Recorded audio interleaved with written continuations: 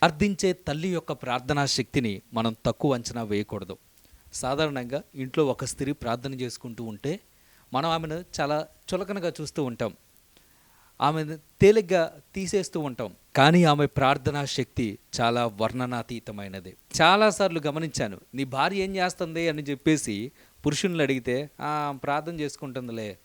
మీ mummy ఏం చేస్తుంది అని అంటే, మా మమ్మీ ప్రార్థన చేసుకుంటుందిలే అని తేలిగ్గా తీసుకుంటూ ఉంటారు. దేవుని బిడలారా, ఆమె కేవలం ప్రార్థన మాత్రమే చెయ్యట్లేదు, రాబోయే తరాలకు తన బిడ్డలను సిద్ధపరుస్తూ ఉన్నది.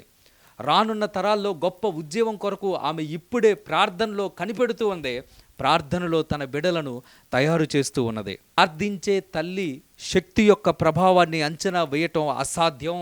ఒక తల్లి మోకాళ్లపై ఉండి చేసే ప్రార్థన దేవుని సింహాసనాన్ని కదిలించే శక్తి కలిగి ఉంటుంది. మీ బిడ్డలు రేపటి తరానికి దీవెనకరంగా, ఆశీర్వాదకరంగా, మాదిరికరంగా ఉండాలంటే మీరు ప్రార్థనా పరులుగా ఉండాలి అన్న సంగతిని మీరు మరవద్దు.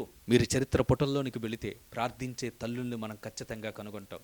ఒంటరిగా గదిలో కూర్చొని తన బిడ్డల కొరకు రోదిస్తూ అంగలారుస్తున్న తల్లులను మనం కనుగొంటాం. వారికి తెలుసు, వారు కేవలం ప్రార్థన మాత్రమే చేయట్లేదు, రాబోయే తరాలకు తన వారసత్వాన్ని సిద్ధపరుస్తున్నారన్న సంగతి వారికి తెలుసు. రాబోయే తరాల్లో గొప్ప ఉద్యమం కొరకు తమ బిడ్డలను సిద్ధపరుస్తున్నామన్న సంగతి వారికి తెలుసు. కాబట్టి వారు ప్రార్థన మానలేదు. ఈ బిడ్డలను ఉపయోగించుకొని దేవుడు ప్రపంచంలో పెనుమార్పులు తీసుకొని రావాలని ఆశపడుతూ ఉన్నాడు. గొప్ప కార్యాలు జరిగించాలని ఆశపడుతూ ఉన్నాడు.